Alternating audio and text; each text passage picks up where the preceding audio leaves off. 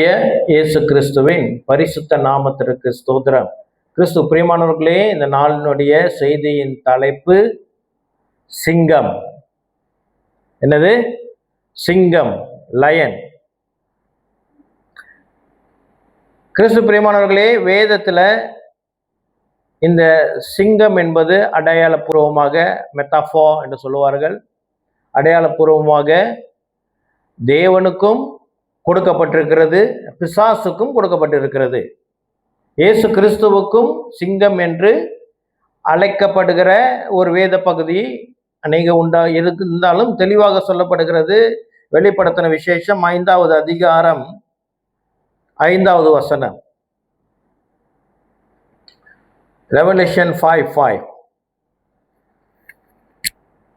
அப்பொழுது மூப்பர்களில் ஒருவன் என்னை நோக்கி, நீ அழ வேண்டாம், இதோ யூதா கோத்திரத்து சிங்கமும் தாவீதும் வேறுமானவர் புஸ்தகத்தை திறக்கவும் அதன் 7 முத்திரைகளை முடைக்கவும் ஜெயம் கொண்டிருக்கிறார். அல்லேலூயா. என்ன? இயேசு கிறிஸ்துவுக்கும் சிங்கம் என்ற பெயர் அடையாளப்பூர்வமாக கொடுக்கப்பட்டிருக்கிறது. 4வது அதிகாரத்திலே தேவனுடைய சிங்காசனத்துக்கு முன்பதாக 4 ஜீவன்கள் இருக்கிறதையும் அதுல ஒரு ஜீவன், முதலாவது ஜீவன் சிங்கத்துடைய முகம் உடையதுமாய் இருக்கிறது என்றும் குறிக்கப்பட்டிருக்கிறது. ஆமென். அதே வேளையில பிசாசுக்கும் சிங்கம் என்று வேதம் அநேக இடத்துல அடையாளப்படுத்தப்பட்டிருக்கிறது. சரியா? அது என்ன பகுதி, வேத பகுதி என்றால் நாம் இன்று அதிலே தான் தியானிக்க போகிறோம். 1 பேதுரு 5வது அதிகாரம் 8வது வசனம். 1 பேதுரு 5:8. தெளிந்த புத்தி உள்ளவர்களாய் இருங்கள், விழித்திருங்கள், ஏனெனில் உங்கள் எதிராளியாகிய பிசாசானவன் கர்ஜிக்கும் சிங்கம் போல் எவனை விழுங்கலாமோ என்று வகை தேடி சுற்றி திரிகிறான். ஆமென். நமக்கு மிகவும் பரிச்சயமான ஒரு வசனம். அப்படித்தானே? எல்லாரும் இதை பல முறை நம்ம கேட்டிருக்கிறோம். சரிதானே? சரி. இப்போ நம்ம சற்று விரிவாக இந்த சிங்கம் அதை குறித்து நாம் தியானிப்போம். சரியா? கிறிஸ்து பிரியமானவர்களே, மலேசியாவில் சிங்கம் இருக்கா இல்லையா? ஸ்டேஜில் நிற்கிற சிங்கத்தை பற்றி நான் கேட்கல, 4 கால்களுடைய சிங்கத்தை குறித்து நான் கேட்டுக்கொண்டு இருக்கிறேன். மலேசியாவில் சிங்கம் இருக்கா இல்லையா? இருக்கா இல்லையா? எங்க இருக்கு? ஜூல இருக்குது. காட்டுல இல்ல. காட்டுல சிங்கம் இல்லை. நம்ம வந்து ரெயின் ஃபாரஸ்ட் என்ன சொல்லுவாங்க தமிழ்ல? இல்ல, ரெயின் ஃபாரஸ்ட் வந்து மலைக்காடா? மலைக்காடு தான் சொல்லுவாங்களா? வேற பேர் இருக்கா? வேற என்னமோ பேர் இருக்கும் போல. இந்த மலை காடுகள்ல, ரெயின் ஃபாரஸ்ட்ல சிங்கம் இருக்காது, புலி இருக்கும். சரியா? அப்போ சிங்கத்தை குறித்து இன்று இது எனக்கு திடீர் தோணுது. என்னன்னா, நவீனம் காலம் வந்த பிறகு, புஸ்தகங்கள் அச்சடிக்கப்பட்ட பிறகு, ஏறக்குறைய ஒரு 200-300 வருடம், மேபி ஒரு 500 இயர்ஸ் வச்சுக்குவோம், அது வரைக்கும் சிங்கம் இல்லாத நாடுகளிலே சிங்கம் என்ற ஒரு மிருகம் இருக்குதா என்பது ஒரு கேள்வி. அவர்களுக்கு தெரியுமா தெரியலையா நமக்கு தெரியல. அப்போ இந்த வேதம் எந்தெந்த இடத்துக்கெல்லாம் போனதோ, ஒருவேளை சிங்கத்தை பற்றி அறியாதவர்கள் இந்த வேத பகுதியை விளங்கி கொள்வதற்கு சற்று கஷ்டப்பட்டு இருப்பார்கள். ஆனால் நமக்கோ நம்ம சிங்கத்தை நேராக பார்க்கறதுக்கும் வாய்ப்பு உண்டு. ஜூல இருக்குது, மீடியா இருக்குது, நிறைய கற்றுக்கொள்ள முடியும். இருந்தும் சிங்கத்தை குறித்து நாம் அறியாமல் இருந்தால் அது நம்முடைய என்னது? அறியாமை. It's our mistake. ஏனென்றால் பிசாசு சிங்கத்துக்கு அடையாளப்படுத்தப்பட்டு இருக்கிறான். அப்போ என்றால் அடையாளமாக என்னென்னலாம் சொல்லப்பட்டிருக்கிறதோ, ஏன் அது நமக்கு வேதத்தில் அடையாளமாக சொல்லப்பட்டிருக்கிறது என்று சொன்னால், நாம் தெளிவாக விளங்கி கொள்ளுவோம். எளிதாக விளங்கி கொள்ளுவதற்கு இது அடையாளமாக சொல்லப்பட்டிருக்கிறது. அந்த எளிதான சில அடையாளங்களையும் நாம் சரியாக புரிந்து கொள்ளல அப்படி என்றால் அது நம்முடைய என்ன? அறியாமை. Is our mistake. இப்போ ஒரு தேசத்துல ஒரு தேசத்துல நம்ம சொந்த தேசம் இல்லை, வேற தேசத்துக்கு போகிறோம். வேறு தேசத்துக்கு சென்று உதாரணத்திற்கு அங்கு நம் வாகனத்தை ஓட்டுகிறோம். வாகனத்தை அங்கு வாடகைக்கு எடுத்தோ நண்பர்களுடைய உறவினர்களுடைய வாகனத்தை எடுத்து ஓட்டுகிறோம். ஓட்டும் பொழுது அங்கு ஏதோ ஒரு குற்றம், அதாவது சாலையிலே நாம் ஒரு குற்றத்தை செய்து விட்டோம். அப்போ நாம் பிடிப்படும் பொழுது நாம் சொல்ல முடியாது, நான் இங்கு புதிது, எனக்கு உங்களை சட்டம் தெரியாது என்று நாம் சொல்ல முடியாது. அரசாங்கமும் சட்டமும் அதுக்கு பொறுப்பு அல்ல. நம்ம சாலையிலே வாகனத்தை செலுத்துகிறோம் என்று சொன்னால் நமக்கு அந்த தேசத்துடைய முழு சட்டமும் அறிந்திருக்க வேண்டும். It's our responsibility. இல்லைன்னா நம்ம வாகனத்தை அங்க ஓட்டக்கூடாது. அதே போல அரசாங்கம் சொல்லாது, தட்ஸ் நாட் மை பிசினஸ், எங்களோட பிரச்சனை, உங்களோட பிரச்சனை. சட்டத்தை தெரிஞ்சுக்க வேண்டியது உங்களுடைய பொறுப்பு. அது தெரிந்து கொள்ளாம நீங்க வாகனத்தை செலுத்தி தப்பு செஞ்சீங்கன்னா தப்பு தான். அதே போல கிறிஸ்துவ விசுவாசத்துக்குள்ளாக அழைக்கப்பட்ட நமக்கும் கர்த்தர் வேதத்துல அநேக காரியங்களை நாம் எச்சரிக்கையா இருக்க வேண்டிய காரியம், நாம் அறிந்திருக்கக்கூடிய காரியம், நாம் விசுவாசிக்கக்கூடிய காரியம், நாம் விலகி இருக்க வேண்டிய காரியம், செய்யக்கூடாத காரியம், செய்ய வேண்டிய காரியம் என்று அநேக காரியங்கள் புதிய ஏற்பாட்டிலும் உண்டு. அதை அநேக இடத்துல தெளிவாக நேரடியாக சொல்லப்பட்டிருக்கிறது. இன்னும் பல இடங்களிலே அது அடையாளமாகவும் சொல்லப்பட்டிருக்கிறது. அப்போ அடையாளமாக சொல்லப்பட்ட காரியத்தை நாம் என்ன செய்ய வேண்டும்? அதை இன்னும் அதிகமாய் தெரிந்து கொண்டு விளங்கி கொண்டு தேவராஜ்யத்திலே கனி கொடுக்கிறவர்களாக இருக்க வேண்டும். கர்ஜிக்கும் சிங்கம் போல இருக்குது அப்படின்னா, ஆமா இருக்குது, பிரசங்கத்துல கேட்டிருக்கிறேன் அப்படின்னு நம்ம எண்ணந்திரக்கூடாது. தனிப்பட்ட முறையில் அதை சற்று ஆராய்வது மிக சிறப்பு. ஆமென். அப்படியாக இந்த நாள்ல சிங்கத்தை குறித்து நாம் சற்று ஆராய்ந்து பார்க்க போகிறோம். கர்த்தர் இடைப்படுவாராக. சரியா? சிங்கத்தை பத்தி எனக்கு தெரியாது, எத்தனை சிங்கம் பார்த்துட்டேன், 1 2 3 பார்த்துட்டேன், இது என்ன சிங்கம் சொல்லி நினைக்காதீங்க. ஆமென். இது உண்மையா இருக்கிற 4 கால்களுடைய காட்டிலே வசிக்கும் சிங்கம். சரியா? ஓகே. சிங்கம் என்பது அது பூனை குடும்பத்தை சேர்ந்த ஒரு மிருகம், கேட் ஃபேமிலி. சிங்கம், புலி, சிறுத்தை, கருஞ்சிறுத்தை, வேற என்னது, பென்தர், பிளாக் பென்தர், பிங்க் பென்தர் இல்லை, பிளாக் பென்தர். இங்க இன்னைக்கு ரொம்ப பேர் பிங்க் பென்தரா வந்திருக்கிறீங்க, எல்லாம் பிங்கா இருக்குது இன்னைக்கு. சரியா? அப்போ அது என்னது, நல்லா அது அது சைஸ்ல பெருசு. அதுக்கு ஒரு பேர் கொடுக்கப்பட்டிருக்குது சிங்கத்துக்கு, அபேக்ஸ் பிரிடேட்டர். அபேக்ஸ் பிரிடேட்டர், நல்ல ஒரு வார்த்தை, எனக்கு புதுசா இருந்துச்சு. என்னன்னா, இந்த ஒரு மிருகம் இருந்துச்சுன்னா அந்த மிருகத்தை தாக்கக்கூடிய இன்னொரு மிருகம் இருக்கும். இப்ப பாம்பு ரொம்ப பவர்ஃபுல். ஆனா பாம்பை தாக்குறதற்கும் ஒரு மிருகம் உண்டு, கீரி இருக்குது, கீரி பிள்ளை இருக்கு. சரியா? இருக்குதா இல்லையா? அதே போல மிருகங்கள் என்னதான் அது வேகமாக வீரியமாக இருந்தாலும் அந்த மிருகத்தை தாக்குவதற்கான இன்னொரு மிருகமும் இருக்கும். ஆனால் சிங்கம் அப்படி அல்ல. சிங்கத்தை தாக்குவதற்கு, சிங்கத்தை மேற்கொள்வதற்கு வேற மிருகம் இல்லை. ஆனால் சில வேளைகளிலே அந்த சிங்கத்துடைய வயது, சிங்கத்துடைய பிசிக்கல் கண்டிஷன், அதுக்கு நோய் வரும், வயதாகி போகும். அந்த வேளையிலே மற்ற மிருகங்களாலே அது அடிக்கப்படுவது உண்டு. அந்த ஹைனா, கழுதை, என்னது ஹைனா பேர் என்ன தமிழ்ல? கழுதப்புலி. அது கூட்டமா தனியெல்லாம் வராது, கூட்டமா சிங்கத்தை, அது சிங்கம் வீக்கா இருக்கும் பொழுது அது அடிக்க வாய்ப்பு உண்டு. புலி சில நேரங்களிலே சிங்கத்தை மேற்கொள்ளவும் வாய்ப்பு உண்டு சொல்லி இந்த மிருக ஆய்வாளர்கள் அதை சொல்லுகிறார்கள். சரியா? ஆனால் இந்த பாலசிங்கம் என்பது, சிங்கம் வேதத்தை நீங்க பார்த்திருப்பீர்கள், சிங்கம், பாலசிங்கம் அப்படின்னா என்ன?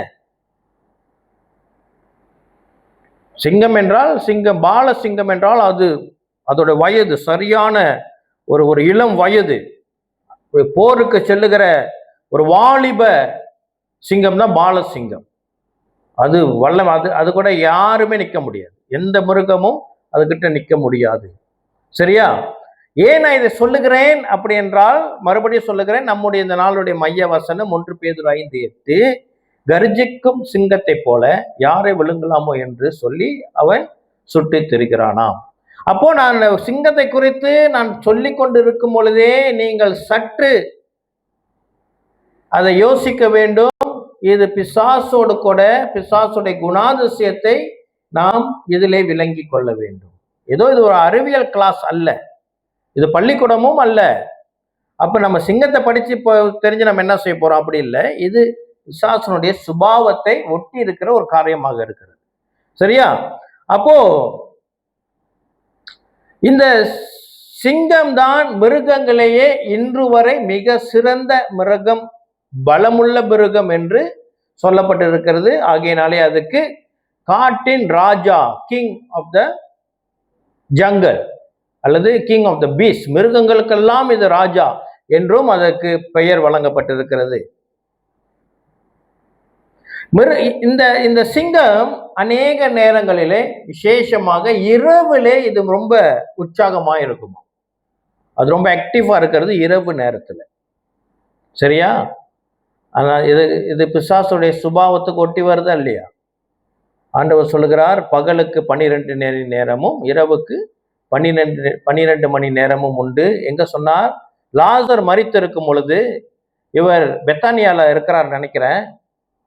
அப்போ தோமா சொல்றாரு, நம்ம இப்போ போறீங்களா, இப்பதான் நம்ம அங்கேருந்து வந்தோம், பிரச்சனை ஆனிச்சு அப்படின்னு சொல்லும் பொழுது, இல்ல, இரவுக்கு 12 நேரமும் பகலுக்கு 12 மணி நேரமும் இருக்கு, நம்ம பகலின் பிள்ளைகள் என்று அவர் வித்தியாசத்தை காட்டுகிறார். சரியா? அடுத்து இது எங்கெங்கெல்லாம் வாழும் அப்படின்னா, புல்லுள்ள இடங்களிலே அது வாழும், கிராஸ்லேண்ட், சவானா. சவானா என்றால் இந்த ஆப்பிரிக்காலாம் பார்த்துருப்பீங்க, எங்கேயாச்சும் ஒரு மரம் இருக்கும், அப்படி எல்லாம் வனாந்தர மாதிரி இருக்கும், கொஞ்சம் கொஞ்சம் புஷ் இருக்கும், சவானா அந்த மாதிரி இடத்துல வாழும். அப்புறம் வேற எங்கெல்லாம் அது இருக்குன்னு சொன்னா, அடர்த்தியான கொஞ்சம் இந்த செடிகள், அந்த முட்செடிகள், அந்த மாதிரி அடர்த்தியான சின்ன சின்ன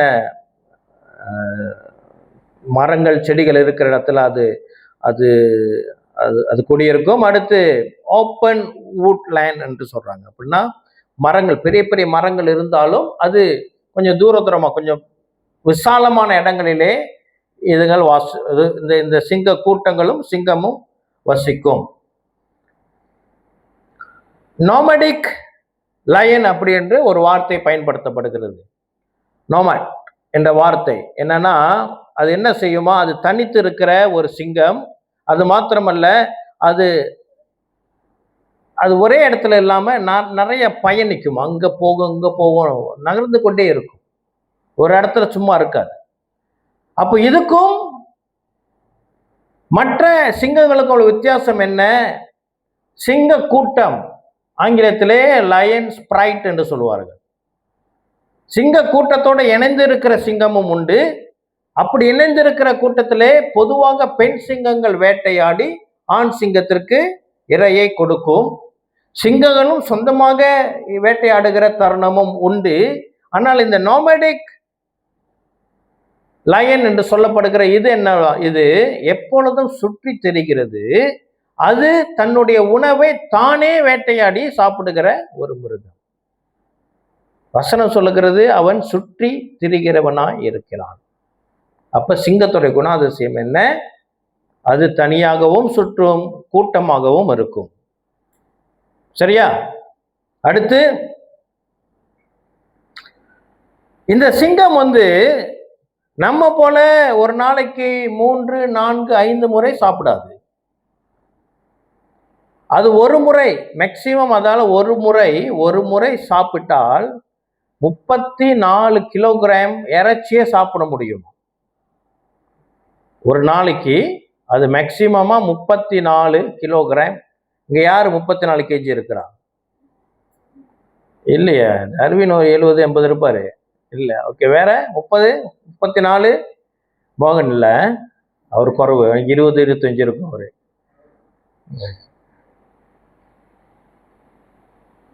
ஒரு கிலோ இறைச்சி 4-5 பேர் சாப்பிடுவோம் நம்ம. நீங்க 34-ஆ 35-ஆ? அப்படி நல்லா பாருங்க, ஒலிவியா மாதிரி ஒரு ஆளை ஒரு சிங்கம் சாப்பிடும்.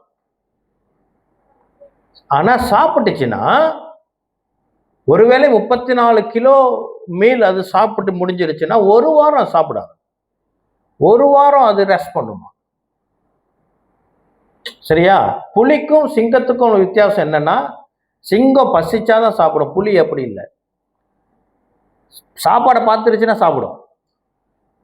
ஒரு இறையை பார்த்துருச்சுன்னா அது அப்போ சிங்க கூட இருக்கிறதும் புலி கூட இருக்கிறதும், சிங்க கூட இருக்கிறது சற்று சேஃப்.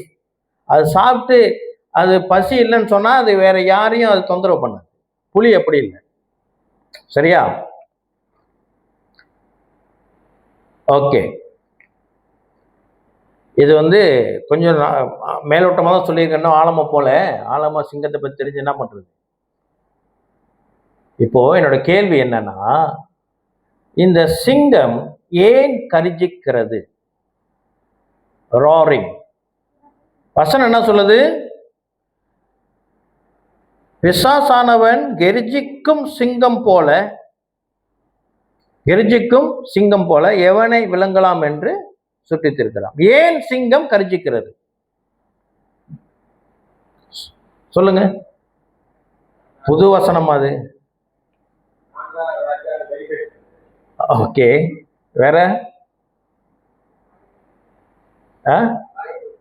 பயமுறுத்துது. ஓகே.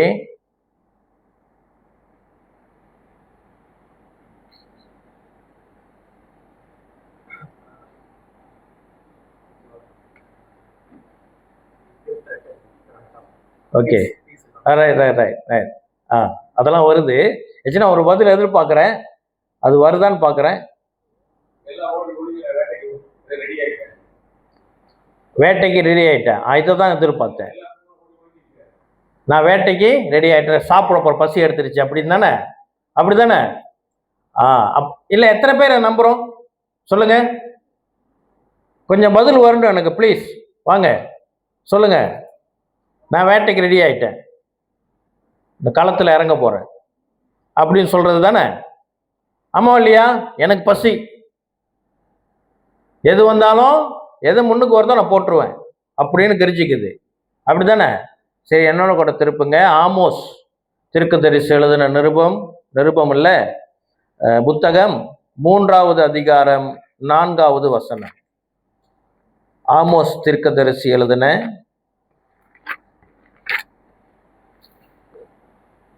3வது அதிகாரம் 4வது வசனம்.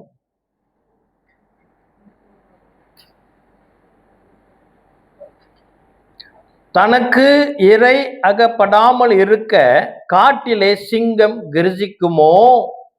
இரை பிடியாமல் இருக்கும்போது பாலசிங்கம் தன் கெபிலிருந்து சத்தமிடுமோ? என்ன சொல்லுது வசனம்?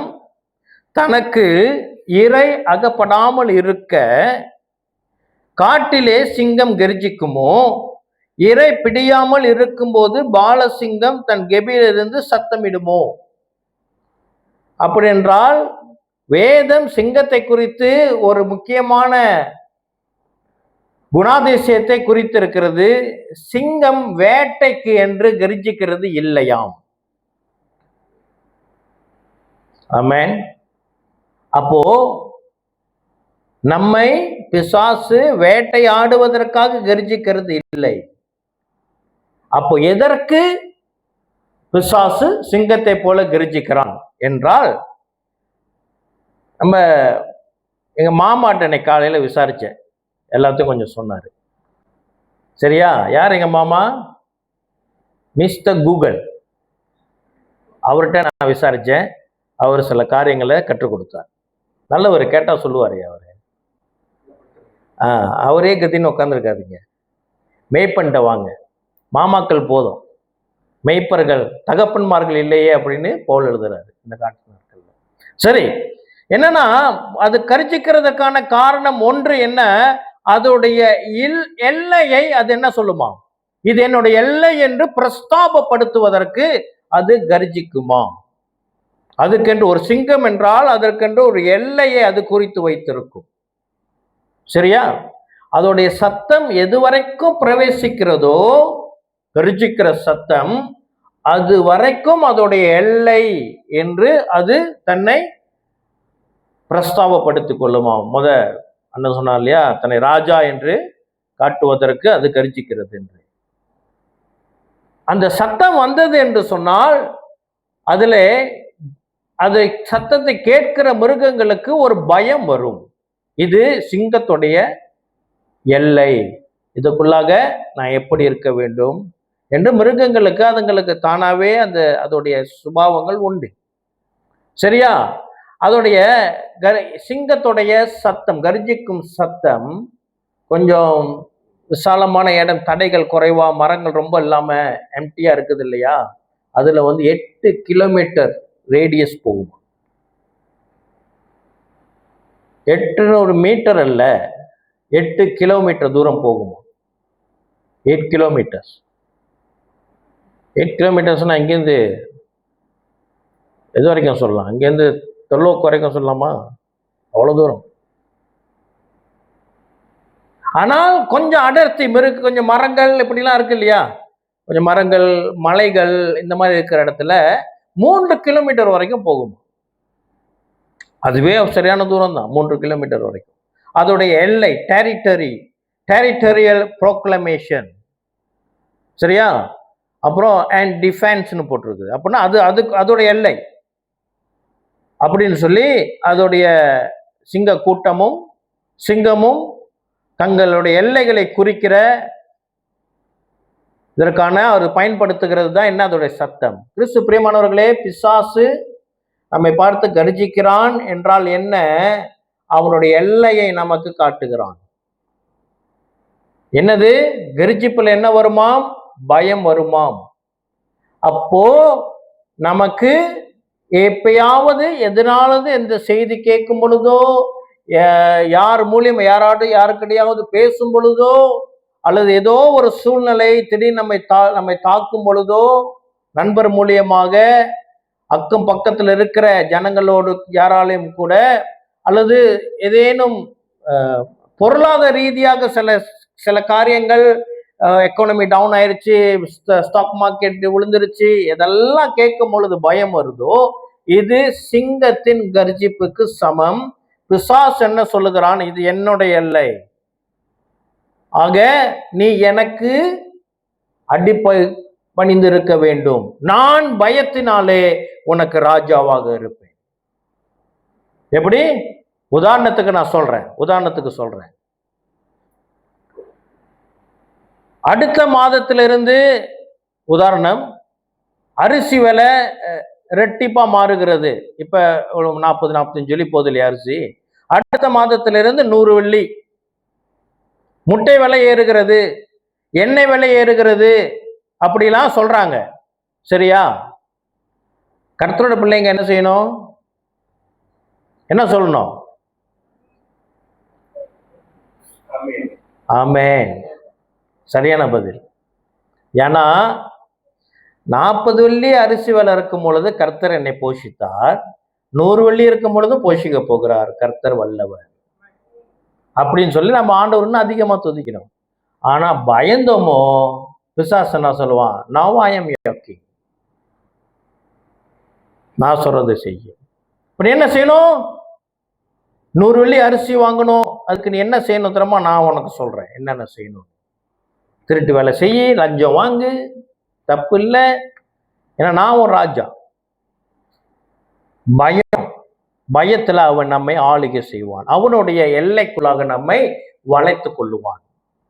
கர்ஜிக்கும் சிங்கம். இரண்டாவது என்ன?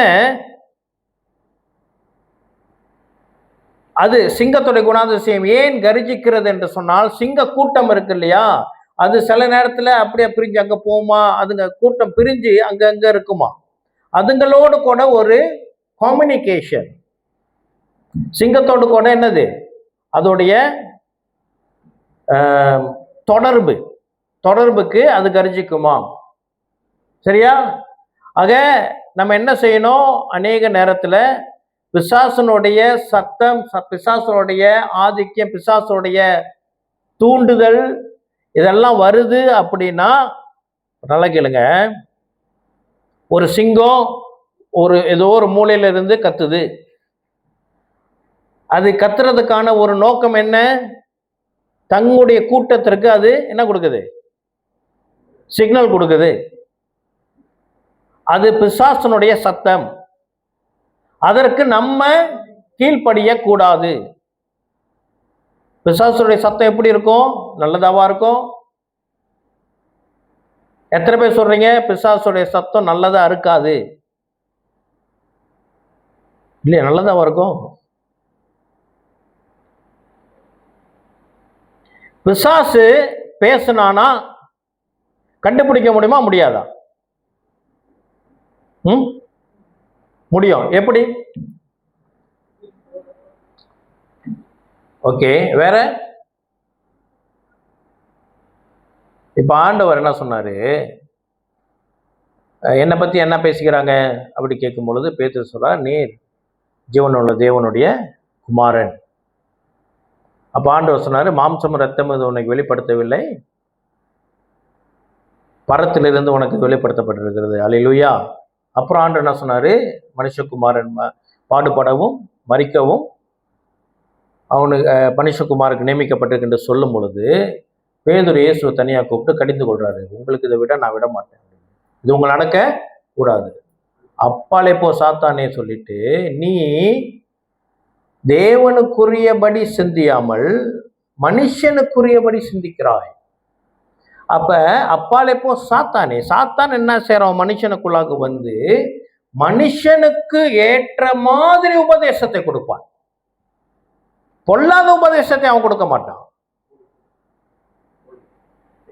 ஃபேக். ஆனா மனித சிந்தைக்கு அருமையான யோசனைங்க இது. ஆனால் பரிசுத்த ஆவியானவர் தேவனுக்கு உகந்த ஆலோசனை கொடுப்பான். அல்லேலூயா. இதோ நமக்கு வாழ்க்கையில கர்த்தருக்கு ஸ்தோத்திரம். இதை நான் தயார் பண்ணல, பேசிக்கிட்டு இருக்கிறேன். முதல்ல நம்ம ஜெபிக்கும் பொழுது, ஆராதனை முடிஞ்சு ஜெபிக்கும் போது ஆண்டவர் சொன்னார், தீர்மானங்கள் எடுக்கிற 3 பாதையிலே நீங்கள் நிற்கிறீர்கள், தீர்மானம் எடுக்க தெரியல அப்படின்னு சொல்லி. இங்கு என்னன்னா ஆண்டவர் சொல்லுகிறார், நம்ம எடுக்கிற தீர்மானங்கள், நம்ம யோசிக்கிற யோசனை மனிதத்துக்கு ஏற்ற மாதிரி அழகாக இருந்தாலும் நாம் அதை எடுக்கக்கூடாது. தேவனுக்கு ஏற்ற தீர்மானங்களை நம்ம வாழ்க்கையில் எடுக்க வேண்டும். அல்லேலூயா. கர்த்தர் நல்லவர். சரி, அப்போ என்ன பண்ண கம்யூனிகேஷன்றது அது பிசாசு கொடுக்கிற சத்தம்.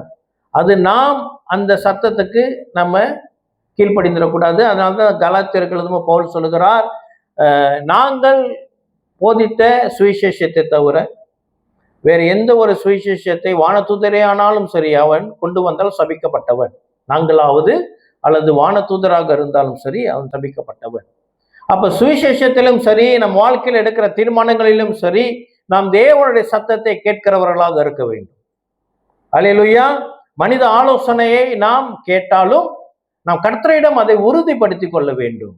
அல்லேலூயா. சரி, இன்னொன்று என்ற இந்த சிங்கத்துடைய கர்ஜிப்பு என்னன்னு சொன்னா, அது தன் இன பெருக்கத்துக்காக ஒரு ஆண் சிங்கம் இன்னொரு பெண் சிங்கத்துக்கு சிக்னல் கொடுக்குதான். மேட்டிங் கால்ஸ், இன பெருக்கம். சரியா? ஒரு ஆண் சிங்கம் பெண் சிங்கத்தோடு கூட இணைவதற்கு அது இந்த சத்தத்தை கொடுக்குமாம்.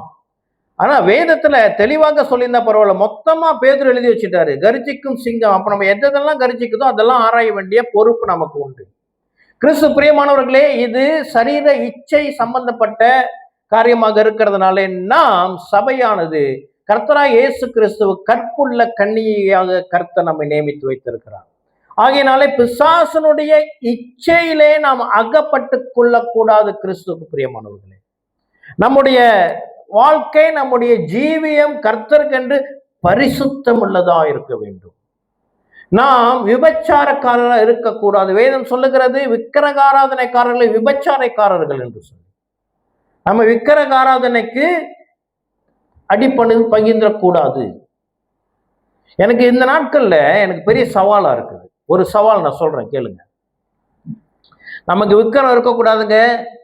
இயேசுவோட இமேஜா இருந்தாலும் அது விக்கிரம் அப்படின்னு சொல்லி வேதம் கண்டிக்கிறது. நம்ம அதுதான் போதிக்கணும், சரியா? சில புது விசுவாசிகள் இந்துலேருந்து வருகிறவங்களாக இருந்தாலும் சரி, விசேஷமா இந்துலேருந்து வர்றவங்க, சரியா, அவங்கள்ட்ட போய் இதை சொன்னோம்னா அவங்க என்ன சொல்றாங்கன்னா, இல்லைங்க, எனக்கு தெரிஞ்ச அக்கம் பக்கத்துல உள்ளவங்க, எங்களோட உறவினர்கள், அவங்களும் உங்களை மாதிரி சர்ச்சுக்கு தான் போறாங்க. இது என்ன கேத்தலிக்ஸா? நம்மள மாதிரி ஆவிக்குரிய சபைக்கு போறவங்க வீட்டிலையும் இயேசுவோடைய படத்தை மாட்டி வச்சிருக்கிறாங்களாம். ரொம்ப வேதனையா இருக்கு. இந்த கடைசி நாட்கள் அப்படியாக இருக்குது. நான் என்னுடைய சாட்சியை ஒன்று சொல்லுகிறேன். நான் இதை தைரியமாக அந்த ஊழியக்காரோட பெயரை சொல்லியும் என்னால் சொல்ல முடியும். என்னன்னா, டிஜிஎஸ் தினகரன் ஐயா அவருடைய சாட்சியில சொன்னார், அவர் இயேசு கிறிஸ்துவை அநேக முறை பார்த்த அனுபவம் உண்டு. அப்போ இயேசு கிறிஸ்து எப்படி இருப்பார் என்பதற்கு அவர் என்ன சொன்னார்னா, ஒரு போட்டோ இருக்குது இயேசு உடைய இமேஜ்ன்னு சொல்லி, கேத்தலிக்ஸ் வீட்டில் ஒரு போட்டோ வச்சிருப்பாங்க. அந்த இமேஜ் எப்படி இருக்குன்னா, அவருக்கு சைட்ல திரும்பின மாதிரி இருக்கும். ரொம்ப அழகா இருக்கும் அந்த படம். எங்க வீட்டில் நாங்கள் சிறு பிள்ளையிலிருந்து இன்னைக்கு வரைக்கும் எங்கள் அம்மா வீட்டில் அந்த படம் இருக்குது. அந்த படத்தை தான் அந்த வீடியோவில் காமிச்சு ஏறக்குறைய இப்படி இருப்பார் அப்படின்னு சொல்லி டிஜிஎஸ் தினகரன் ஐயாவுடைய அந்த காருண்யா ஆஃபீஸில் பெருசாக ஒரு படத்தை வச்சிருக்கிறார். அவர் இன்டர்வியூவில் சொன்னது. அப்போ அவர் சொல்றாரு, அநேகர் என்ன கொண்டைம் பண்றாங்க, என்ன அந்த மாதிரி போட்டோ வச்சிருக்கிறீங்கன்னு. அதை பத்தி எனக்கு கவலை இல்லைங்க, என்னோட இயேசு பார்க்க அப்படி இருப்பாரு, அதான் நான் வச்சிருக்கிறேன்னு சொல்லி அவர் நியாயப்படுத்தினார். அப்போ சத்தியம் அவ்வளவாக தெரியாத நாட்களிலே நானும் என்ன செய்தேன், நான் ரட்சிக்கப்பட்டு வந்திருந்தாலும் நான் வேலை என்னுடைய ஸ்டுடியோல, என்னுடைய ஆஃபீஸில் அதே ஒரு படத்தை பிரிண்ட் பண்ணி நானும் மாட்டி வைத்திருந்தேன். மற்ற விற்கிறவங்க எல்லாத்தையும் கத்திரி சம்மந்தப்பட்டதெல்லாம் எடுத்து போட்டாச்சு, இது மட்டும் வைத்திருந்தேன். அப்போ ஆண்டவர் ஒரு நாள் என்கிட்ட ஜெபத்தில் என்னோட பேசினார். எல்லாத்தையும் விட்டுட்டுன்னு சொல்றேன், நீ என்ன இந்த படத்தை மாட்டி வச்சிருக்கன்னு சொல்லி கேட்கிறார். கர்த்தருக்கு பிடிக்காது. கிறிஸ்து பிரியமானவர்களே, இது இங்கிருந்து போதிக்க வேண்டிய என்னுடைய கடமை. ஒரு உருவமாக இருந்தாலும் சரி, அல்லது ஒரு கிராஸ்ல இயேசு தொங்குற மாதிரி ஒரு கத்தலிக் உருவம் இருந்தாலும் சரி, ஒரு ஓவியம் இருந்தாலும் சரி, அது விக்கிரக ஆராதனை, விபச்சாரத்திற்கு சமம். ஆமென். எச்சரிக்கையாக இருக்க வேண்டும். ஆக இது ஒழுக்க கேட்டுக்கு பிசாசனுடைய அழைப்பு. அந்த சத்தம் எதுக்கு கூப்பிடுதான்? ஒழுக்க கேட்டுக்கு. ஆக கிறிஸ்தவர்கள் நாம் மிகவும் எச்சரிக்கை. இதுல இருந்து எப்படி நாம் தப்பிப்பது என்று கடைசியில் அதுக்கு வழிமுறைகளை கர்த்தர் நம்மோடு கூட பேசுவாராக. அடுத்தது என்ன, ஏன் பிசாசு கத்துக்கிறது என்று சொன்னால், சோஷியல் கோஹெஷன் அண்ட் ரீயூனியன். அது அதோடைய சிங்க கூட்டத்தெல்லாம் மறுபடியும் இணைவதற்கு ஒரு சத்தத்தை கொடுக்குமாம். சரி, நம்ம அடுத்து பார்ப்போம், டைம்ல வேகமா போறேன். Warning to rivals. Warning to rivals எப்படின்னா, இது கொஞ்சம் இன்ட்ரெஸ்டிங் ஆனது.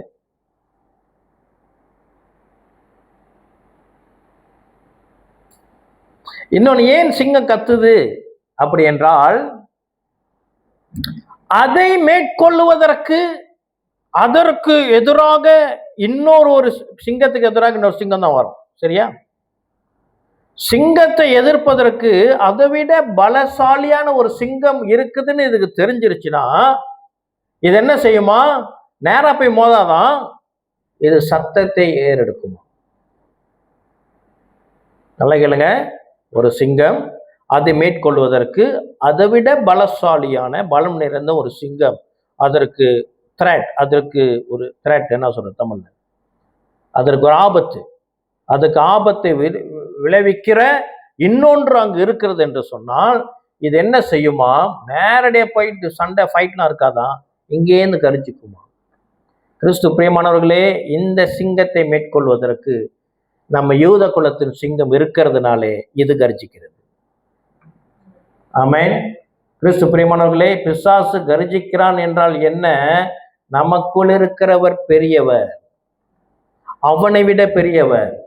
ஆகையினாலே அவன் கர்ஜித்து என்ன செய்கிறான்? அவன் தன்னுடைய பயத்தை வெளிப்படுத்துகிறான். சிங்கம் கர்ஜிக்கிறது நமக்கு பயத்தை கொடுப்பான். ஆக்சுவலி கதை என்னன்னா, அவன் பயப்படுறான், அதனால அவன் கர்ஜிக்கிறான். டெக்டிக்ஸ் என்னன்னா, ஒரு போர்ல ஒரு சண்டையில உள்ள ஒரு டெக்டிக்ஸ் என்னன்னா, என்ன விட பலசாலி அங்க இருக்கிறாங்கன்னு சொன்னா இவங்க முந்திக்கிட்ட ஏதாச்சும் செய்ய பார்ப்பாங்க, தன்னை பாதுகாத்துக் கொள்ள, இல்லை அவங்களை முறியடிக்க, இதையும் ஒண்ணு செய்வான். அப்ப கரிச்சு பிசாசு தன் தந்திரங்களை நமக்கு நேராக செலுத்தி வரானா, அவனுக்கு தெரியும் நம்ம தான் அவனை தோக்கடிக்க போறோம். இயேசு தோக்கடிச்சிட்டாரு சிலுவையில, ஃபாரெவர் இட்டர்னலி அவன் தோக்கடிச்சிட்டான். பட் நடைமுறை வாழ்க்கையில பிசாசை மேற்கொள்ள போறது நம்ம தான். ரட்சிக்கப்படாதவர்கள் அல்ல, ரட்சிக்கப்படாதவர்களுக்கு அவன் தேவனா இருக்கிறான், ரட்சிக்கப்பட்டவர்களுக்கோ அவன் பயப்படுகிறான். ஆனா நம்ம அதை விட்டுட்டு நம்ம பயந்து போய் கிடக்குறோம். ஐயோ பிசாசு நம்ம கால் நடக்கும், ஏதாச்சும் ஒன்று இப்படி உதர்னிச்சு வச்சுக்கோங்க, இப்போ முடிய விரிச்சு போட்டு நம்ம கை கால்லாம் ஆடும். அப்படி இருக்கக்கூடாது. அவனுக்கு தான் நம்மளை பார்த்தா ஆட்டம். ஏன் சபைக்கு வந்தா பிசாசு அலறி எடுக்குதுன்னா அது பயப்படுது, பயப்பதுக்கு தத்தளிக்குது. இந்த சபையிலேயே நான் ஒருத்தவங்களை ஒரு தடவை கூட்டிட்டு வந்தப்ப ரட்சிக்கப்படாதவங்க அவங்க என்னால் உட்கார முடியலங்க, அனலா இருக்குது, சூடா இருக்குது. இந்த அக்கௌண்ட்லயும் அவன் மேனிஃபெஸ்ட் பண்ணுவான். ஏன் தெரியுங்களா? பயம். ஆமென். இதை நம்ம அறிந்திருக்கணும்.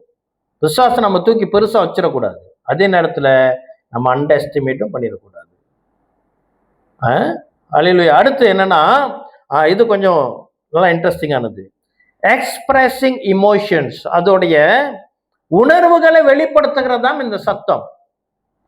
ஏன் கர்ஜிக்குன்னா, அது ஸ்ட்ரெஸ்ஸா இருக்கும் பொழுதும், அஜிடேட்டடா இருக்கும் பொழுதும், அல்லது அதாவது ட்ரபிள், அதுக்கு ஒரு பிரச்சனை, ரொம்ப ட்ரபிள் இருக்குது, ஏதோ ஒன்று அதுக்கு அழுத்தம் இருக்குது, சரியா? அதுக்கு பயம், ஐயோ நான் தாக்கப்பட்டேன் அப்படின்ற பயம். அப்புறம் கடைசியா சம்டைம் அது சந்தோஷம், ஹாப்பியா இருக்கும் பொழுது தான் கர்ஜிக்கும். இயேசு கிறிஸ்து சிலுவையில பிசாசை தோற்கடித்தார். அந்த வருத்தம், அந்த ஸ்ட்ரெஸ், மன அழுத்தம் பிசாசால இருக்கலாம். கர்ஜிக்கிறான்னு சொன்னா ஆல் த டைம் அவன் நம்மளை அட்டாக் பண்ணிக்கிட்டே இருக்கிறான், நம்மளை அவன் தாக்குகிறதுக்கு நல்ல. அவன் கர்ஜிக்கிறான் என்றால் அவன் தோத்து போனோம், அதனால அவன் கர்ஜிக்கிறான். நமக்கு இது தெரியும், சரியா? அப்போ ஆமோஸ் 3:4 சொல்லுது, நிச்சயமா ஒருவேளை நம்ம இந்த மாதிரி ஒரு ஐடியால இருக்கலாம், கர்ஜிக்கும் சிங்கம் நம்ம சாப்பிட வரான், நம்மளை அடிக்க போறான் அப்படின்னு சொல்லியிருப்போம். ஆமோஸ் 3:4 சொல்லுகிறது இல்லை. வேட்டைக்கு போற சிங்கம் ரொம்ப அமைதியா போகும். அந்த மாதிரி அவன் செய்யறவனா, அந்த மாதிரியே செய்வான், அமைதியா வரவானா. நம்ம தியானித்து கொண்டு இருக்கிறது அவனுடைய கர்ஜிப்பை குறித்து தியானித்து கொண்டு இருக்கிறோம். சரி, இன்னொரு காரியம், அவன் கர்ஜிக்க சிங்கமாகவும் தமிழ்ல பார்ப்போம். 1 பேதுரு 5:8 அது எப்படியாக எழுதப்பட்டிருக்கிறது என்றால்,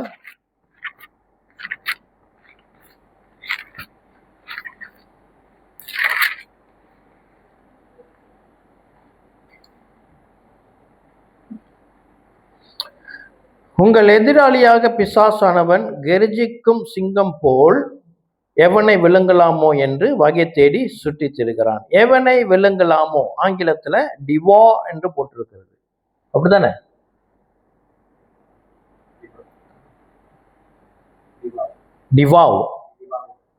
டிவாவர். ஓகே, அதோடைய கிரேக்க பதம் காட்டா பயன் அப்படி வரும், சரியா? அதாவது தமிழ்ல சொல்லுகிற அதே வார்த்தைக்கு சமமான ஒரு வார்த்தை விழுங்குவது, அப்படி முழுசா அப்படி முழுங்கிறது இருக்கு இல்லையா, அதுக்கு பயன்படுத்துகிற சொல்லாகவும் இருக்கிறது. ஆக கிறிஸ்து பிரியமானவர்களே,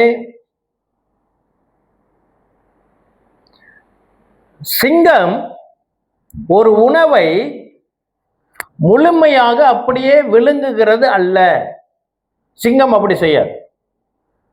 உணவை அப்படியே முழுமையாக விழுங்குகிறது மற்ற மிருகங்கள் உண்டு.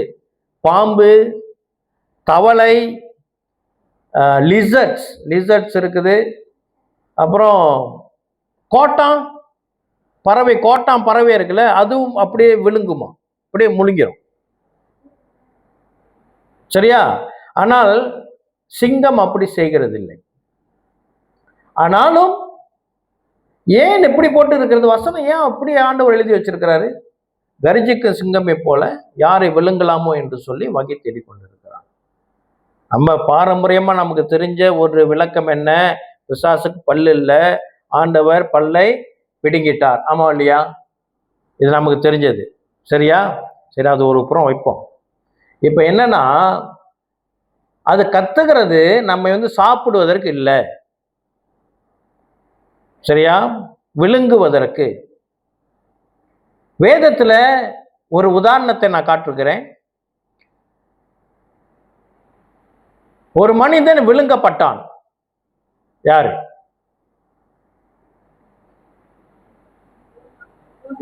யோனா. ஆண்டவராக இயேசு கிறிஸ்துவும் மத்தேயு 12:40 யோனாவை பத்தி பேசுகிறார். சரியா? கொஞ்சம் எடுங்க, அது ஆங்கிலத்தில் படிக்கணும், நல்லா இருக்கும், வார்த்தையால இருக்கு. மத்தேயு 12:40.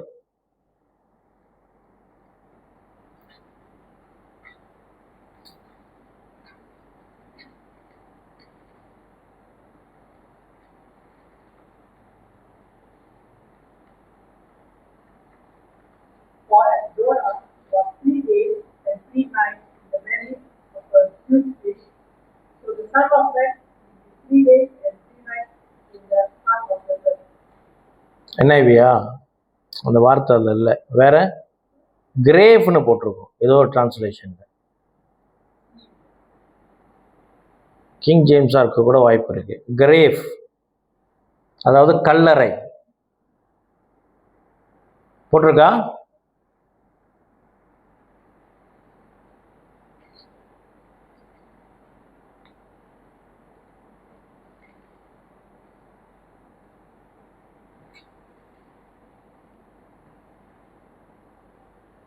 சரி, பெல்லி ஆஃப் தி எர்த் அப்படின்னா கல்லறை தான், அடக்கம் பண்ணப்படுறோம் இல்லையா? கல்லறை. இயேசு கிறிஸ்து 2 நாள் என்ன செய்தாரு? கல்லறையில வைக்கப்பட்டார். 3ஆம் நாள் கல்லறையிலிருந்து வெளியே வந்தார். ஆக அவர் 3 நாள் கல்லறையில் தான் இருந்தார். ஆர்ட் ஆஃப் தி எர்த் என்ன வெர்ஷனு? NKJV. நான் ஏதோ ஒரு வெர்ஷன்ல படித்தேன், அது கிரேஃப்னு போட்டிருக்குது. அப்படின்னா கல்லறையை குறிக்கிற வார்த்தை தான். இயேசு கிறிஸ்து என்னது? கல்லறையில் வைக்கப்பட்டார். கிறிஸ்து பிரியமானவர்களே, பிசாசு கர்ஜிக்கு சிங்கம் போல யாரை விழுங்கலாமோ என்று வகை தேடுகிறான். என்னன்னு சொன்னா, அவன் நம்மை என்னது?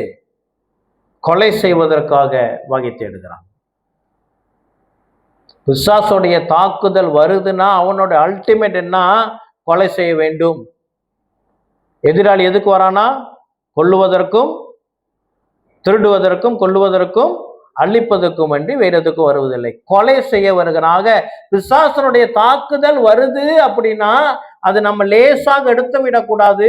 அது நம்மை மரணத்துக்கு தள்ளிவிடும். நாம் மிக எச்சரிக்கையாக இருக்க வேண்டும். ஆமென். அப்போ அது ஒரு வழி என்ன அப்படின்னா, அது போனவா நம்ம தியானிச்ச ஒரு வசனம், நம்ம சிலுவையில மரிச்சிட்டோம்னா இனி நம்ம மரணத்தை பத்தி கவலைப்பட மாட்டோம். நம்ம மாதிரி நான் ஏற்கனவே மறிச்சிட்டேயா, நீ இதுக்கு என்ன செய்ய போற? சரியான கிறிஸ்தவ ஜீவியம் வாழுகிறவர்கள் பிசாசனுடைய இந்த கர்ஜிப்பின் சத்தத்திற்கு பயப்பட மாட்டார்கள். அல்லேலூயா. அடுத்து என்ன? இந்த டிவாவர் என்ற அந்த வார்த்தைக்கு என்னென்னலாம் அர்த்தம் கொடுக்கறாங்க அப்படின்னா, டு கன்சியூம் டிஸ்ட்ரக்டிவ்லி, அப்புறம் ரெக்லெஸ்லி, அப்புறம் வாண்டன்லி அப்படின்னு ஏகப்பட்ட ஆங்கில வார்த்தைகள். இதை நான் தமிழ்ல கொஞ்சம் அர்த்தம் தேடின வார்த்தைகள் என்னன்னா, அது இவன் எப்படி இதை கையாளுவான், பிசாசு விழுங்குவான் என்று சொல்ற வார்த்தை எப்படி விளங்குவான் அப்படி என்றால், அவன் அழிவுகரமாக, அதாவது நம்ம அழிப்பதற்கென்றே அவன் என்ன செய்வானா? அவனோட தாக்குதல் இருக்குமா?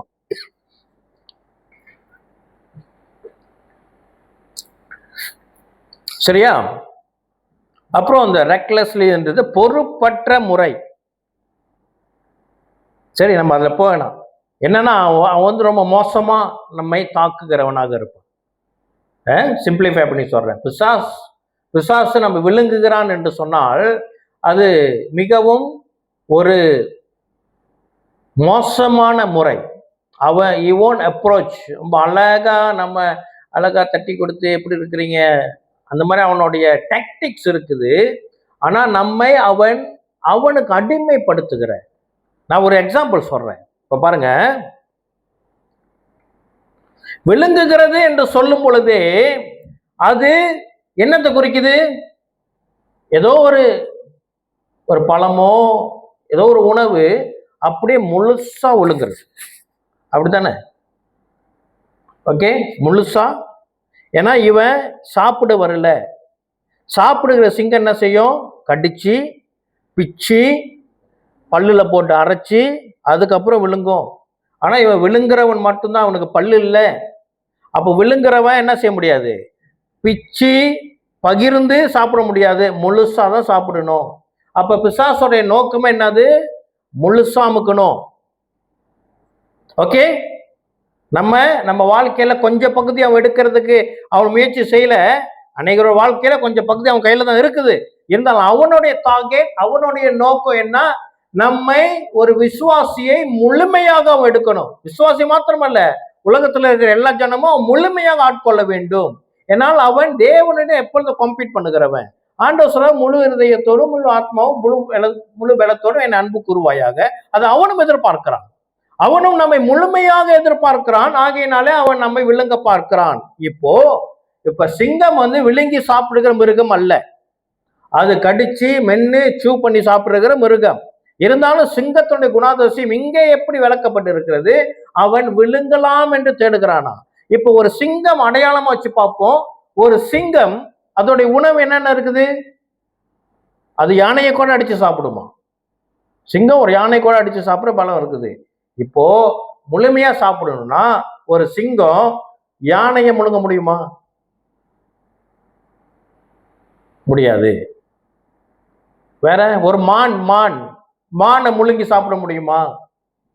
முடியாது. சிங்கம் எந்த மிருகத்தை சாப்பிடும் அப்படின்னா, ஒரு மீடியம் சைஸ்ல இருந்து லார்ஜ் சைஸ் மிருகத்தை தான் சூஸ் பண்ணும். ஒரு மீடியம் சைஸ்னா என்ன சொல்லலாம்? ஒரு ஆடு, ஒரு சின்ன ஆடு இருக்கு இல்லையா? ஆடு மீடியம் சைஸ். சின்ன ஆடும் இருக்கு தானே. இந்த முயல் அதெல்லாம் அதுக்கு விருப்பம் இருக்காது. சின்ன சின்ன முயல், எலி இருக்குது இல்லையா? அதெல்லாம் அதுக்கு விருப்பம் இருக்காது. காட்டுப்பண்டி பெருசு தானே. இதோட மீடியம் சைஸ் ஏதாச்சும் மிருகம் சொல்லுங்க. சின்னது இருக்கு. சங்கஞ்சே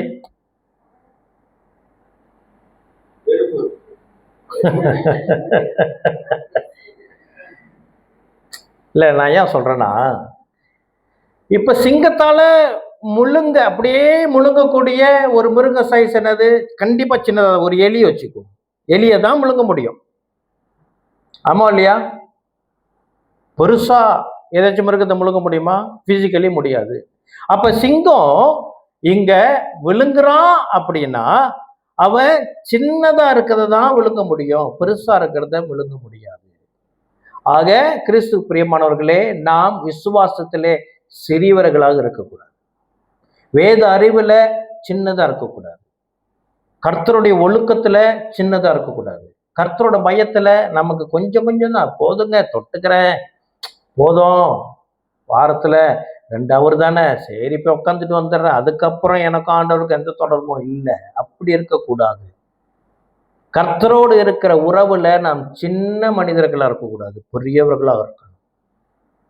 ஆண்டவருடைய நாலேஜ், ஆண்டவருடைய உறவு, ஆண்டவருடைய வார்த்தை, ஆண்டவருடைய ஐக்கியம், இதுல நம்ம எப்படி இருக்கணும்? பெரியவங்களா இருக்கணும்.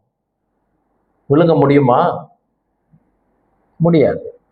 விசுவாசம் விழுங்குறானா?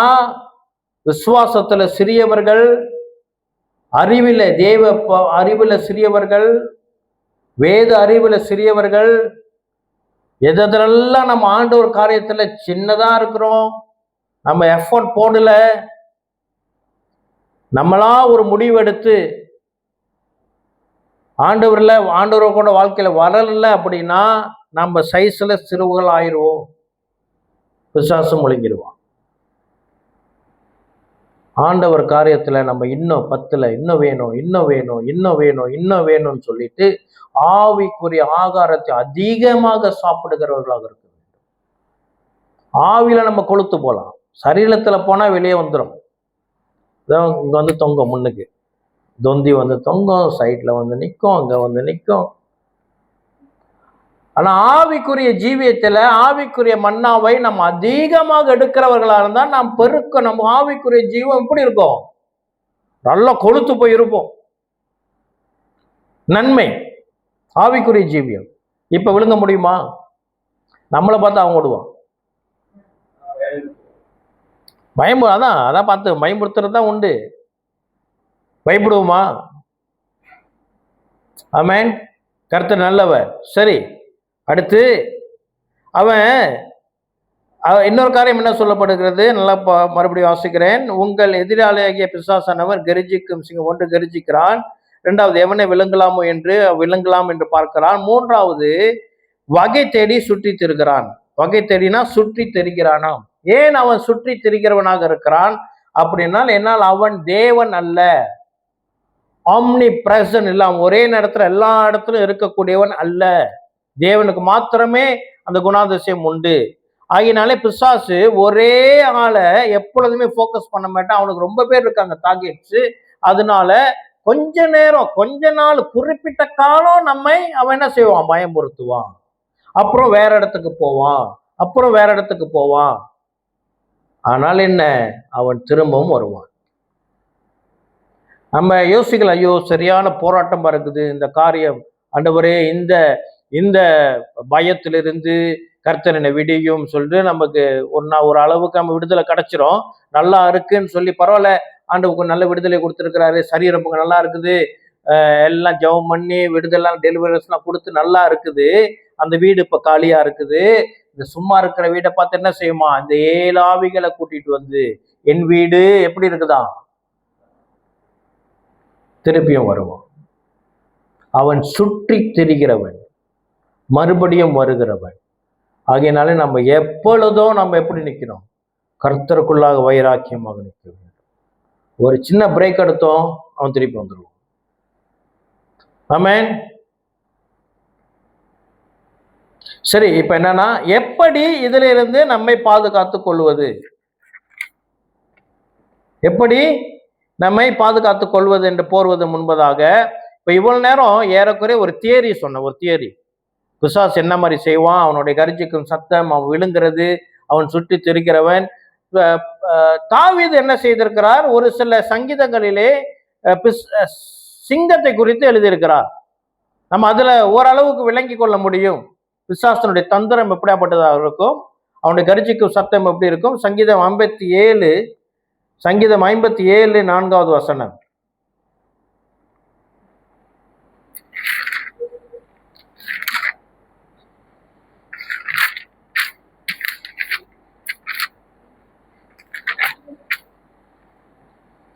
சங்கீதம் 57 4வது வசனம்.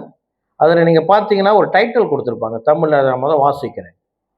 தாவீது சவுலுக்கு தப்பி ஓடி கெபியில் ஒதுங்குகையில் தனக்கு நஷ்டம் நேரிடாதபடி அல்தஷ்கேத் என்னும் வாத்தியத்தில் வாசிக்க தாவீது பாடி ராக தலைவனுக்கு ஒப்புவித்த மிக்தாம் என்னும் சங்கீதம்.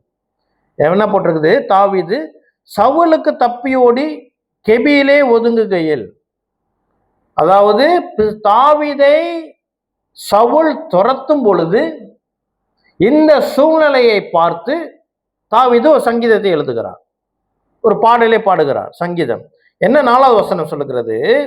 என் ஆத்மா சிங்கங்களின் நடுவில் இருக்கிறது, தீயை இறைக்கிற மனுபுத்திரருக்குள்ளே கிடைக்கிறேன், அவர்கள் பற்கள் ஈட்டிகளும் அம்புகள் அவர்கள் நாவு கருக்கான பட்டயமாய் இருக்கிறது. அப்ப சிங்கம் யார் கூட ஒப்பிடுகிறார் தாவீது? தனக்கு விரோதமாக எழும்புகிற நபர்கள், பிரச்சனைகள், சூழ்நிலைகள், அவருக்கு எதிராக புறப்படுகிற நாவு, எதிராக பேசுகிற வார்த்தை, குறைச்சொல், சரியா, பழிச்சொல், இது எல்லாத்தையும் தாவீது என்ன சொல்லுகிறார்? சிங்கங்களின் கூட்டத்தின் நடுவிலே, சிங்கங்களின் நடுவில் இருக்கிறேன். அவருக்கு எப்படி தோணுது? சவுலோடைய அந்த போராட்டம், தாவீதுக்கு சவுலோடு இருக்கிற போராட்டம் சிங்கத்தோடு போராடுகிறது போல இருக்கிறதா.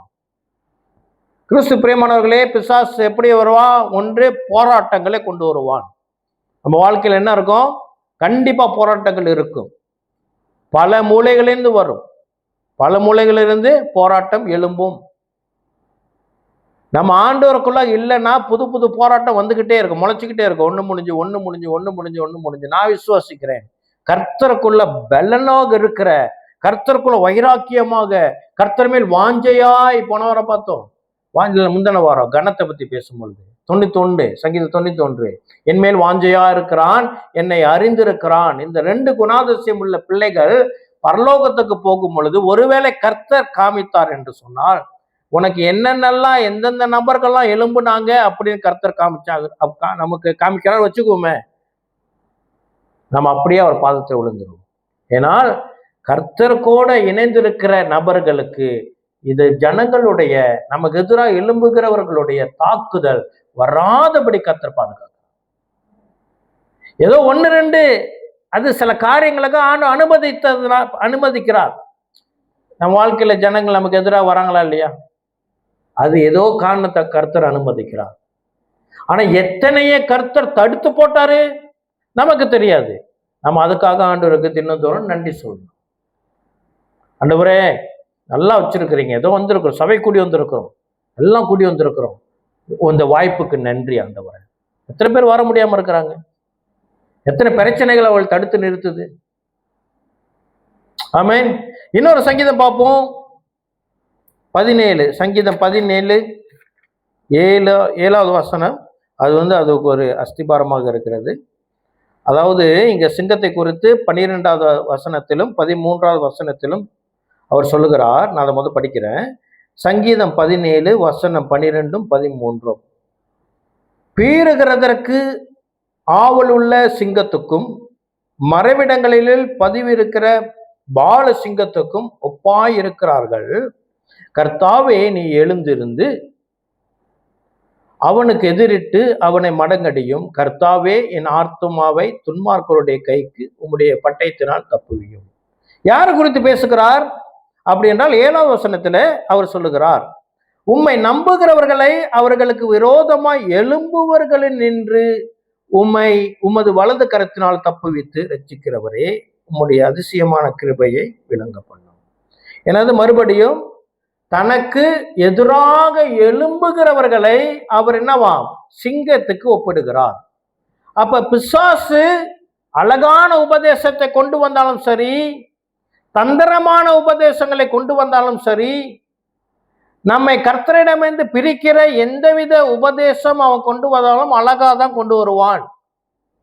அந்த நாட்களிலே ஆதி சபையிலே இந்த தந்திரமான கள்ளோபதேசங்கள் சபைக்குள்ளாக வந்தது, அழகாக நுழைந்தது. நான் பொய்யான உபதேசம் கொண்டு வருகிறேன் என்று பிசாசு கொண்டு வர மாட்டான். ஆக இதிலிருந்து நம்மை காக்கிறவர் கர்த்தர். ஆமென். அது பிசாசோட தந்திரத்தை பார்த்து நம்ம ஏமாந்து விடக்கூடாது. சரி, இப்ப நம்ம என்ன செய்வோம்? வேகமா யோபுல ஒரு நல்ல வசனம் இருக்குது, அதை பார்த்துட்டு போவோம். யோபு 4வது அதிகாரம் 10வது வசனம்.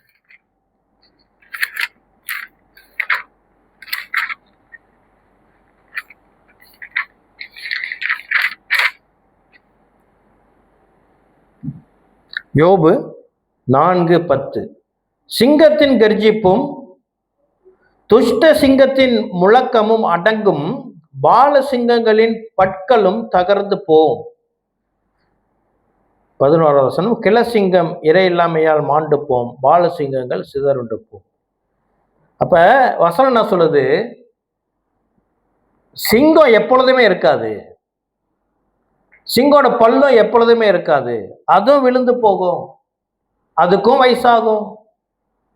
அப்போ இங்க சிங்கம் ஏன் விழுங்குகிறதாக இருக்கிறது? 1 பேதுருல அப்படி என்றால் அதுக்கு பல்லு இல்லை. ஏன் பல்லு இல்லை அப்படின்னா அது பழைய சிங்கம், பல்லுலாம் கொட்டி போன சிங்கம். ஆண்டவர் புடிங்கி போன கூட அவசியம் இல்லை, அது பழைய சிங்கம், தானாவே விழுந்துருச்சு பல்லெல்லாம். அதை கண்டு நம்ம பயப்படக்கூடாது. நமக்குள் இருக்கிறவர் பெரியவர். ஆமென். நமக்குள் இருக்கிறவர் யூத குலத்தின் சிங்கம். நம்ம தான் அதுக்கு த்ரெட். சிங்கத்துக்கு, பிசாசுக்கு ஆபத்து, நம்ம தான் அதுக்கு ஆபத்து. அவன் நமக்கு இல்ல. சரியா? கர்த்தர் நல்லவர். எப்படி பிசாசுடைய தந்திரத்திலிருந்து நம்மை பாதுகாத்துக் கொள்வது? அதே வசனத்துல பேதுரு எழுதியிருக்கிறார். அதே 1 பேதுரு 5:8 அவர் சொல்லுகிறார். அப்படிதான் ஆரம்பிக்குது. தெளிந்த புத்தி உள்ளவர்களாய் இருங்கள், விழித்திருங்கள். இதுதான் அதோடைய ஆலோசனை. ஏன்னா, தெளிந்த புத்தி உள்ளவர்களாய் இருங்கள், விழித்திருங்கள். கிறிஸ்து பிரியமானவர்களே, இந்த வார்த்தை தெளிந்த புத்தி உள்ளவர்களாய் இருங்கள் என்ற கிரேக்க பதத்தினுடைய சரியான தமிழ் விளக்கம் என்னவென்றால், நிதானமாக, நிதானிக்கிறவர்களாக இருக்க வேண்டுமா? என்னது? நிதானமாக இருக்க வேண்டும். அதாவது இன்னொரு அதற்கான விளக்கம் இன்னும் நாம் விளங்கி கொள்ள வேண்டும் என்றால் என்ன? சுய கட்டுப்பாடு உள்ளவர்களாக இருக்க வேண்டும். நிதானம்னா எப்படின்னா, சுய கட்டுப்பாடு. நமக்கு உள்ளாக ஒரு கட்டுப்பாடு இருக்கணும். இதை நான் செய்யணும், இதை நான் தொடவே கூடாது, இதை நான் கேட்கவே கூடாது, இந்த பக்கம் நான் தலை வச்சே படுக்கக்கூடாது அப்படின்னு நமக்கு சுய கட்டுப்பாடு இருக்கணும். நமக்குள்ள எல்லைகளை நம்மளே வகுக்கணும் வேத வசனத்தின் அடிப்படையில். நான் இப்படிதான், வசனத்து இப்படி சொல்லுது, இந்த பிப்ளிக்கல் பிரின்சிப் நமக்கு இருக்கணும், கோட்பாடுகள் நமக்கு இருக்கணும். எதுவா இருந்தாலும் ரைட்டு பார்த்துக்கலாம் அப்படின்னு போகிறவர்கள் அல்ல. கிறிஸ்தவ வேல்யூ நமக்கு இருக்கணும். என்னவா? சுய கட்டுப்பாடு. சரி, அதன் அடிப்படையில இப்ப நமக்கு 3 வசனங்களை நான் காட்டுகிறேன். அதிலிருந்து நம்மை பாதுகாத்துக் கொள்வதற்கான ஆலோசனையை இந்த நிதானிக்கிற, என்னது, புத்தி உள்ளவர்களா இருங்கள் என்று பேதுரு சொல்லி, ஏன் நீங்க புத்தி உள்ளவர்களா இருக்கணும் அப்படின்னா, இதோ பிசாசு கர்ஜிக்கு சிங்க போல யாரை விழுங்கலாம் என்று சுற்றி திரிகிறான், ஆகையினாலே நீங்க புத்தி உள்ளவர்களா இருங்கள். அதாவது நீங்கள் நிதானமா இருக்கணும், உங்களுக்கு கட்டுப்பாடு இருக்கணும் அப்படின்னு சொல்லுகிற காரியத்தை அதுக்கு சப்போர்ட்டிவா அதை விளக்குகிற இன்னும் 3 வசனங்களை நான் காட்டுகிறேன். 1 பேதுரு 1:13. 1 பேதுரு 1:13. ஆகையால் நீங்கள் உங்கள் மனதின் அறையை கட்டிக்கொண்டு தெளிந்த புத்தி உள்ளவர்களாய் இருந்து, இயேசு கிறிஸ்து வெளிப்படும் போது உங்களுக்கு அளிக்கப்படும் கிருபையின் மேல் பூரண நம்பிக்கை உள்ளவர்களாய் இருங்கள். அல்லேலூயா. எப்படி இந்த கர்ஜிக்கும் சிங்கத்துடைய இந்த அவனுடைய தந்திரங்களிலிருந்து, அவன் நமக்கு நேராக காட்டுகிற பயத்திலிருந்தும் நம்மை விழுங்க அவனுக்கு சக்தி இருக்குது. நம்ம சின்னதா இருந்தோம் முழுங்கிடுவான். காத்துக்கொள்வது அப்படி என்றால் வசனம் தெளிவாக சொல்லுகிறது, பூரண நம்பிக்கை உள்ளவர்களாய் இருக்க வேண்டும். எதுல? கர்த்தருடைய கிருபையில். ஆமென். கர்த்தர் கிருபையை நம்ம எப்படி நம்பணும்? முழுமையா நம்பணும். முழுமையா கிருபையில நம்ம நிலைச்சிருக்கணும். சொந்த பலனை நம்புகிறவர்களாக இருக்கக்கூடாது. கர்த்தருடைய கிருபையை முழுமையாய் நம்பி இருந்தால் நம்ம எப்படி இருப்போம்? நிதானிக்கிறவர்களாக, புத்தி உள்ளவர்களாக இருப்போம் என்று வேதம் சொல்லுகிறது. இன்னொன்று 1 பேதுரு 4வது அதிகாரம்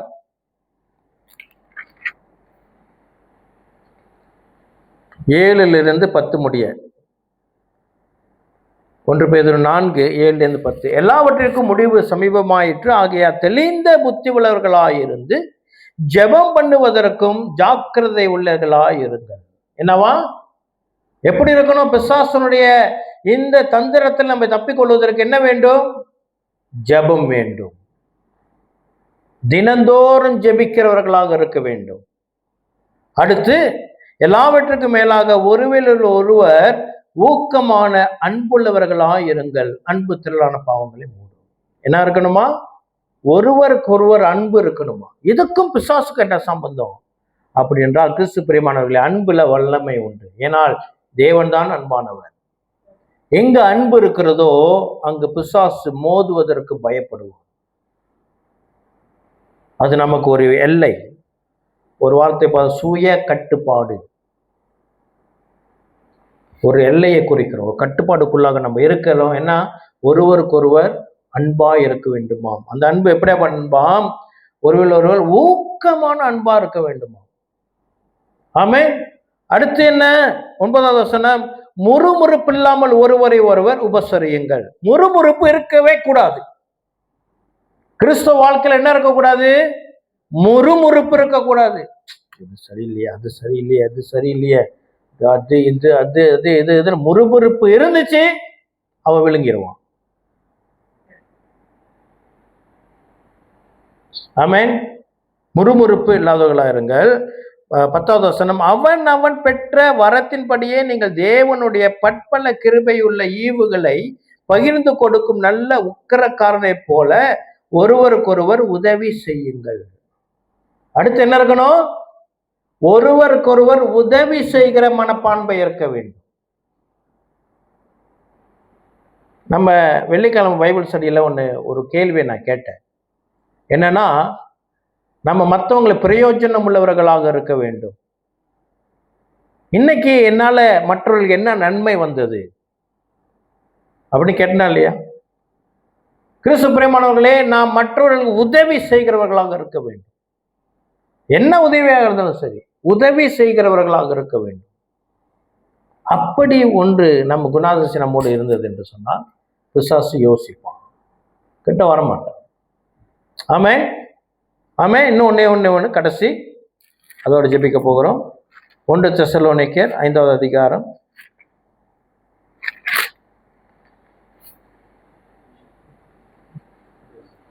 6-8. 1 தெசலோனிக்கர் 5வது அதிகாரம் 6. ஆகையால் மற்றவர்கள் தூங்குகிறது போல நாம் தூங்காமல் விழித்து கொண்டு தெளிந்தவர்களாயிருக்க கடவோம். 7. தூங்குகிறவர்கள் ராத்திரியிலே தூங்குவார்கள், வெறி கொள்ளுகிறவர்கள் ராத்திரியிலே வெறி கொள்வார்கள். 8வது வசனம், பகலுக்கு உரியவர்களாகிய நாமோ தெளிந்தவர்களாயிருந்து விசுவாசம், அன்பு என்னும் மார்க்கவசத்தையும் இரட்சிப்பின் நம்பிக்கை என்னும் தலைச்சீராவையும் தரித்து கொள்ள கடவோம். அல்லேலூயா. விசுவாசம், அன்பு, இரட்சிப்பின் மேலே இருக்கிற நம்பிக்கை. கர்த்தர் நம்மை பிசாசினுடைய தந்திரத்திலிருந்து காப்பார். கிறிஸ்து பிரியமானவர்களே, நமக்கு இருக்கிற விசுவாசத்தின் மேல நமக்கு கர்த்தர் கொடுத்த இரட்சிப்பின் மேல விசுவாசம் இருக்க வேண்டும். நம்ம வாழ்க்கையில கடந்து போகிற எல்லா சூழ்நிலையிலும் நமக்கு கிடைத்த இரட்சிப்பின் மேல ஒரு விசுவாசம் இருக்க வேண்டும். எப்படின்னா, எனக்கு இன்னைக்கு இந்த பிரச்சனை வருதுங்க, திடீர்னு இந்த பிரச்சனை, திடீர்னு இந்த பிரச்சனை, திடீர்னு இந்த சூழல், திடீர்னு இந்த நோய், திடீர்னு இந்த கடன் வருது, திடீர்னு இந்த செலவு வருது, திடீர்னு விபத்து வருது, திடீர்னு அது வருது, திடீர்னு இது வருது. அப்படி என்றால் நம்ம நம்பிக்கை என்ன தெரியுங்களா? நான் தான் ரட்சிக்கப்பட்டேன். சிம்பிள். நான் இப்ப ரட்சிக்கப்பட்டேன். வாழ்வது நான் அல்ல, எனக்குள் யார் வாழ்கிறார்? கிறிஸ்து வாழுகிறார். கலாத்தியர் 2:20. அது நம்மை பாதுகாக்கும். எவ்வளவு பிரச்சனையாக இருந்தாலும், அது சிங்கத்துக்கு நேரடியா நிக்கிறது போலாக இருந்தாலும் சரி. இன்னொன்று ஞாபகம் வருது எனக்கு. ஒரு பிரசங்கத்துல கேட்டேன், சிங்கத்தை மேற்கொள்வது எப்படி என்றால், சிங்கம் தாக்க வருது அப்படின்னா, சிங்கத்தோட கண்ணுக்கு நேராக முகமுகமாய் அதை நம்ம பார்த்தோம்னா அது திரும்பி போயிருமா? செஞ்சிருக்கீங்களா? கேட்காதீங்க. இந்த பிரசங்கத்துல கேட்டேன், ஆனா அது உண்மைதான், உண்மை. அதனாலதான் வசனம் சொல்றது, பிசாசை எதிர்த்து நில்லுங்க. பாவத்தை கண்டு ஓடு, பிசாசை எதிர்த்து நில்லு. பிசாசை எதிர்க்கணும்னா பிசாசோட வல்லமையா நம்ம இருக்கணும். பிசாசோட வல்லமையானது கர்த்தராகிய இயேசு கிறிஸ்து நமக்குள்ளாக இருந்தார். வாழ்வது நான் அல்ல, எனக்குள் இயேசு வாழுகிறார் என்றார். ஒருவேளை நமக்கு தெரியாது, பிசாசுக்கு தெரியும், வரமாட்டான். ஹல்லேலூயா. நமக்குள் இருக்கிறவர் பெரியவர். கண்களை மூடி. அப்பா பிதாவே, கர்த்தர் இந்த நாளில் எங்களுக்கு கற்றுக் கொடுத்த நல்ல ஒரு பாடத்துக்காக நன்றி செலுத்துகிறோம். ராஜா, இதோ பிசாசு கர்ஜிப்பும் போலவும் பயத்தை கொடுக்கிற சத்தம் எங்களை வாட்டி கொண்டிருந்தாலும், எங்களுக்கு திகிலை கொடுத்தாலும், எங்களை சுற்றி நடக்கிற அனைத்து பிரச்சனைகளிலும் தந்திரங்களிலும் சூழ்நிலைகளிலும் கூட கர்த்தர் எங்களை தப்பி காத்துகிற தேவனாக இருக்கிறது மாத்திரமல்ல, பிசாசை வெல்லுகிற, பிசாசை எதிர்த்து நிற்கிற இந்த வல்லமையை கர்த்தர் சிலுவையில சம்பாதித்து உம்முடைய பிள்ளைகளுக்கு கொடுத்து, இதோ கர்த்தருடைய வல்லமையை அவர்கள் பயன்படுத்துகிறவர்களாக, ருசி பார்க்கிறவர்களாக, அது அன்றாட வாழ்க்கையிலே நடைமுறைக்கு கொண்டு வருகிறவர்களாக ஒரு நிச்சயத்தை கர்த்தர் இன்று நாளை கற்றுக் கொடுத்து, பிதாவே, எங்களுக்காக சிலுவையில மரித்த இயேசு கிறிஸ்து எங்களுக்குள்ளாக வாசம் பண்ணுகிறவராக இருந்து, இதோ தேவ சாயலுடையவர்களாக மாற அனைத்து சூழ்நிலைகளையும் இதோ ரட்சிப்பின் மேல் வைக்கிற நம்பிக்கையினாலே அதை மேற்கொள்ளுகிற கிருபையை கர்த்தர் இந்த நாளில் எங்களுக்கு வைத்ததுக்காக நன்றி சொல்லி உம்மை உயர்த்தி ஆராதிக்கிறோம். ஆண்டவரே, இதோ தீர்மானங்கள் எடுக்க சிக்கி கொண்டிருக்கிற நம்முடைய பிள்ளைகளை கர்த்தர் இந்த நாளில் நல்ல ஒரு தெளிவான பாதையில வழி நடத்துவீர் என்று ஜெபித்து ஒப்பு கொடுத்து உங்க சமூகத்திலே இயேசு கிறிஸ்துவின் நாமத்தினால ஜெபத்தை ஏறெடுக்கிறோம். ஜெப கேளும் எங்கள் ஜீவனுள்ள நல்ல அப்பாவே. ஆமேன், ஆமேன், ஆமேன்.